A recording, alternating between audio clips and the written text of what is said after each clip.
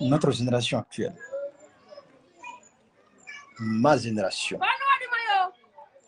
qui aujourd'hui se livre au plus offrant, que ce soit les acteurs politiques, que ce soit n'importe qui, ils sont séduits rapidement, sans comprendre le sens normal.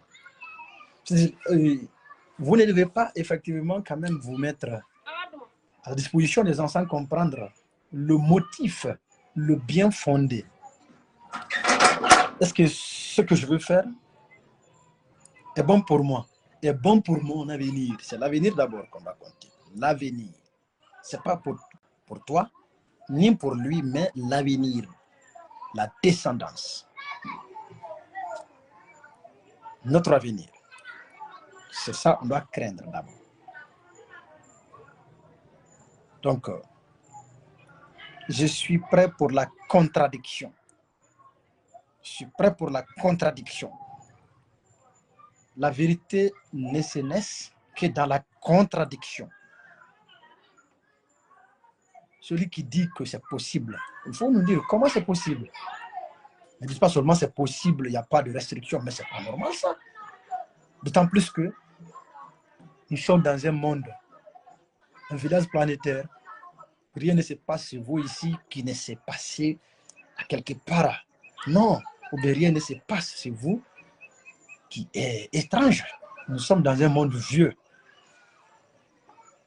Donc ne nous induis pas en erreur par des communications ratées, par des communications à l'ambigu. Voilà quand même ce que je voudrais dire aujourd'hui à ces quelques personnes qui me suivent. Et je suis prêt à la contradiction quand vous m'attaquez, quand vous voulez éclaircir, on va aller, si c'est du droit positif, on va lire et puis comprendre, interpréter pour vous donner encore des bonnes informations. Quand même, à date, c'est suicidaire pour le président actuel de se présenter à l'élection présidentielle. Cependant, je suis de ceux qui peuvent le soutenir un peu dans la mesure où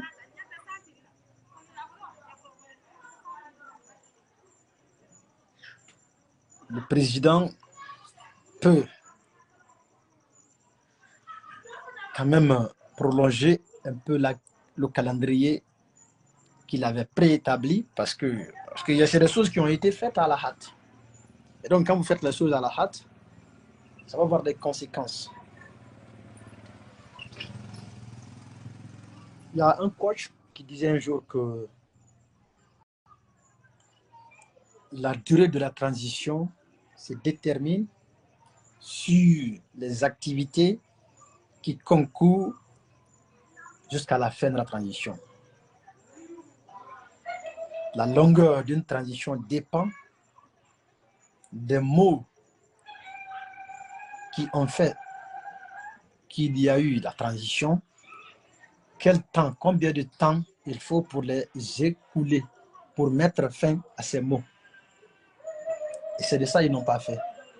Dire que nous sommes venus au pouvoir, quand vous écoutez le premier discours du président Doumbouya, vous connaîtrez ses motivations. Quels sont les motifs qui l'ont poussé à venir au pouvoir? Mais, à date, c'est pas comme ça, hein? C'est pas comme ça. C'est de chercher à savoir d'abord. Est-ce qu'il y a certaines réformes qu'il a enclenchées? On va lui donner combien de temps? Étudier techniquement. Puis, est-ce que qui va nous fournir ou bien quelles sont les sources économiques qui vont permettre à faire ces activités?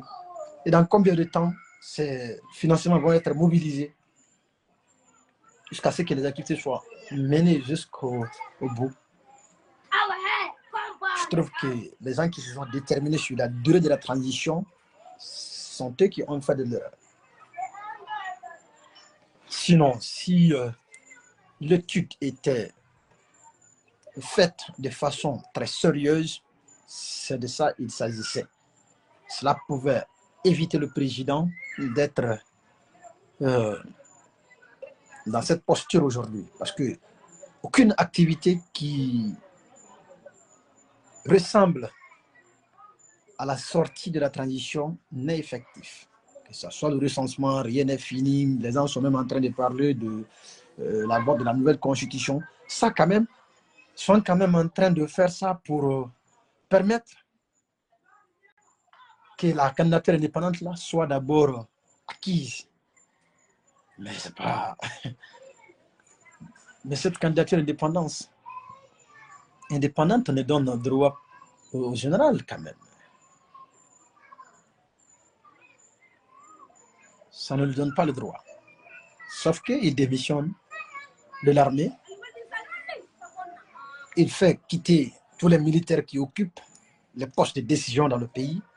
Il fait revenir les civils. Lui, il démissionne. Mais pas quand même, quand il est président, sa démission ne peut servir à rien quand même. Voilà ce que je voudrais dire aujourd'hui.